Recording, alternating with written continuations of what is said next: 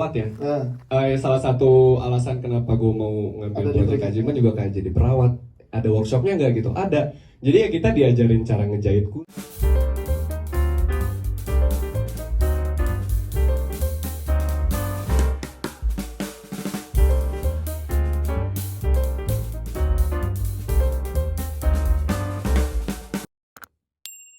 Para bapak ini yang hadir pada siang hari ini setelah kita menyaksikan official trailer dari film Kajiman Iblis Terkejam Penagih Janji. Sehat ya teman-teman ya, alhamdulillah nih di awal setelah aktif Bali teman-teman bisa ketemu dengan teman-teman media, membawa kabar baik. Mungkin kita langsung ke Mas Adri sebagai sutradara membawa Kajiman Iblis Terkejam Penagih Janji ini. Sebenarnya banyak juga dari teman-teman kemarin udah rame saat rilis poster ataupun teaser di sosial media, Mas. Banyak yang bertanya sebenarnya apa sih arti Kajiman itu sendiri gitu. Boleh diceritain enggak? Dan kenapa tertarik mengangkat tema itu? Terus tadi ada adegan di trailer menanyakan tentang tanggalan-tanggalan Jawa, Weton. Nah, itu gimana, hubungannya apa? Silakan Mas Andri. Oke, sebelumnya selamat siang rekan media, terima kasih sudah datang. Sebenarnya ide awal Kajiman ini waktu kita awal baru kita sama produser tuh emang pengen mencari sesuatu yang belum pernah di explore gitu. Akhirnya kita riset dulu sebelum kita memutuskan untuk akhirnya Kajiman ini, karena ada beberapa artikel dan buku yang emang mention si Kajiman ini gitu. Dan sebenarnya definisinya tuh kayak sesuatu makhluk yang tinggal di rumah-rumah, dan ada yang bilang itu kayak yang punya ilmu hitam masih hidupnya tapi akhirnya berubah jadi makhluk itulah gitu. Akhirnya kita memutuskan kayaknya ini menarik nih, dan secara visual tuh belum ada visualnya gitu. Jadi kita secara filmmaker tuh sebuah materi yang menarik lah gitu untuk digarap gitu.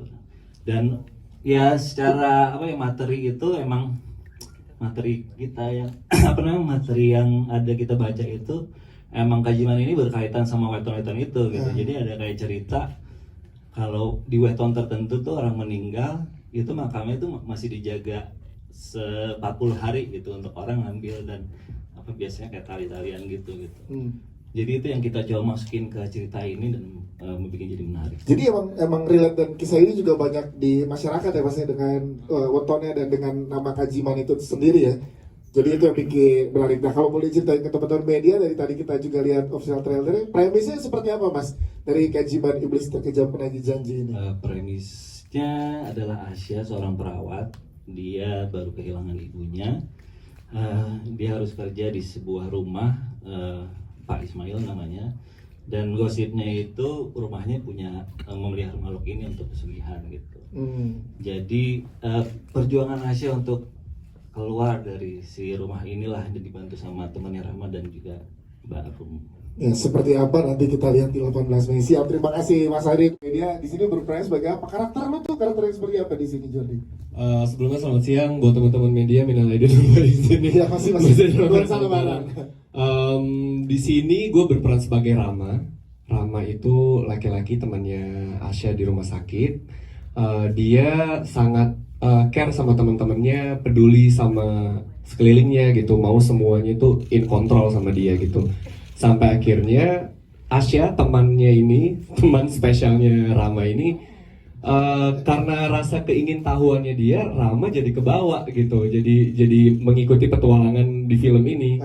Karena emang Rama itu orangnya peduli dan gak mau temannya kenapa-napa gitu. Jadi kita satu tempat kerja, tiba-tiba Asya ditugaskan untuk home care gitu. Rama dan teman-temannya tetap di rumah sakit, cuma dengar kabar dari handphone aja, ini di rumah ini kayak gini, kok aneh ya rumahnya, diperbaiki terus tapi nggak pernah selesai gitu kayak gitu-gitunya yang membawa Rama akhirnya bawa ke dalam petualangannya Asya. Ini menarik banget ya. Jadi kalau sangat. dalam sama teman-teman pemain yang lain, build chemistry, seru apa sih pada saat untuk proses produksi di Kajiman ini? Seru banget karena kan kita jadi perawat ya.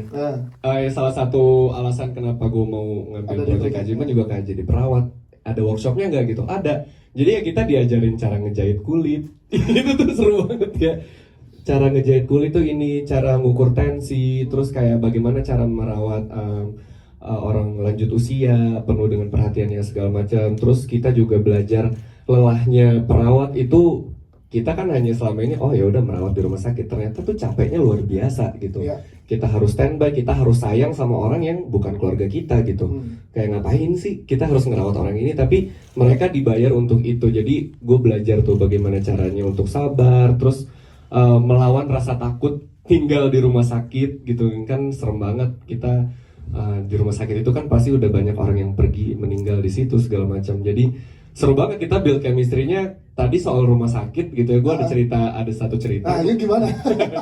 Gue kan orangnya penasaran banget ya. Kayak setiap film horor tuh pasti dipilih lokasinya karena ada sesuatu. Iya.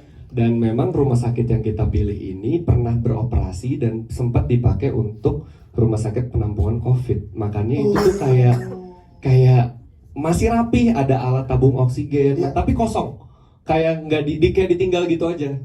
Terus kalau keadu sampai lantai 2, gue pernah sendiri ke lantai 3 dan 4. Terus video gue nyalain gitu. Nah terus, kayak, wah ini ngeri banget. Iseng gitu, sambil nunggu syuting, ngelihat itu ada tabung oksigen, masih ada kabel-kabelnya gitu.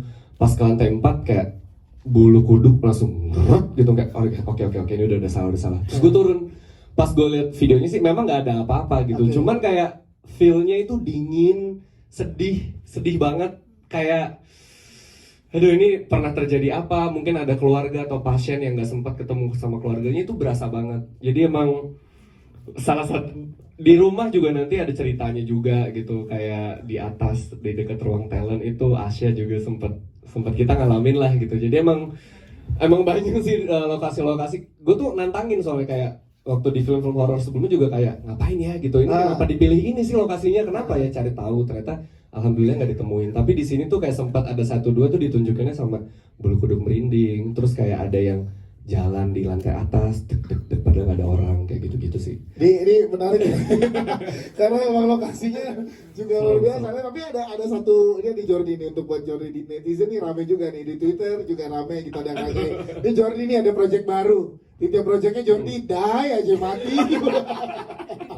Kayaknya semua orang tuh demen ngelihat gue sengsara gitu ya. Pertama kali kita ketemu waktu press conference itu kayak ini gimana kalau di Gaji Banding lo gimana? Jangan kan netizen, nyokap gue juga gitu. Mau jalan film apa? Mati nggak? Kayaknya udah kayak gitu. Gimana? Ya nanti ditonton aja gitu. Kalau buat yang suka ngeliat gue mati ya silakan dilanjutkan. Atau bahkan ada yang penasaran gue hidup sampai akhir tuh kayak gimana gitu ya. Tunggu aja pokoknya di tanggal 18 Mei. Siap, Jordi Pranata. Tepuk tangan buat Jordi dong. Thank you Jordi. Oke. Sebenarnya kita semua tahu bahwa memang film horor itu memang banyak di keluar sekarang di bioskop, dari sebenarnya nggak dari tahun 2023, bahkan dari akhir tahun lalu juga kita memang banyak nonton film horor. Tapi saya sebagai penonton dan juga filmmaker sebenarnya happy banget dengan banyaknya horor yang memang bervariasi sih gitu. Jadi sekarang kita lumayan banyak dapat feed film-film genre yang berbeda gitu. Tapi kalau ngelihat kenapa kita tetap yakin gitu bahwa gue tahun 2023 mau ngeluarin Kajiman. Nah, Kajiman itu adalah film horor karena dari awal ngobrol sama penulis dan sutradara Adri ini, memang kita secara ide, saya sebagai produser juga melihat dari skrip ini emang beda sih gitu. Emang Kajiman ini bukan horor yang serta-merta hanya terisi dengan jump scare dan mengagetkan, tapi di luar itu kita juga punya alur cerita yang menarik, kita juga punya karakter-karakter di dalamnya yang semuanya kuat, jelas, dan memang menarik untuk gue pengen kenal Denny sama karakter ini gitu. Dan di luar itu kita punya line up pemain yang saya yakin mereka believable dan memang disukai, dan kita udah tidak ada keraguan, semua bermain di sini tepat untuk karakter masing-masing gitu. Juga justru saya malah ngerasa tertantang untuk ayo yuk kita ada di tengah-tengah horor yang lain, yuk kita jalan sama-sama karena semua punya warnanya sendiri sih gitu. Dan memberikan sajian yang berbeda dari Tapi kayak aku tetap harus tenang gitu. iya. Nah, ketika dapat adegan kesurupan ini, aku bisa mengekspresikan semua imajinasiku, semua powerku, suaranya. Dan di sini dihadirkan scene kesurupan menggunakan bukan bahasa Jawa halus lagi, bahasa Jawa kuno. Oh, lebih mundur lagi berarti. Dan ya? itu 2 halaman, coy. Wah, itu gimana tuh ngapalinnya atau merasakannya seperti apa? 2 halaman terus harus adegan kesurupan juga gitu. Pertamanya ngafalinnya, jadi sebelum aku mulai dapat kuncen dari Mas Adri, Oke. cara baca Jawanya itu gimana, aku bener-bener hafalin dulu sebelum mulai workshop. Dan itu bener-bener Jadi panjang duluan banget ya. gitu. Terus aku mulai ngerusakin pita suaraku, Hmm. karena di sini aku harus kesurupan kayak kakek-kakek gitu. Oke. Dan itu pakai suara asli gitu. Wow, ini menarik banget. Oke, terus. Iya, terus dan di sini karena aku mungkin suka dengan action, ini relate banget sama aku gitu. Jadi sekalian aja deh unjuk gitu. Dan aku ngerasa kayak keserupan beneran mungkin karena imajinasi gitu ya, kita memainkan imajinasi gitu. Jadi kayak aku enjoy banget. Jadi mau take 10 kali juga kayak kuat. Kayak Mas Adi kayak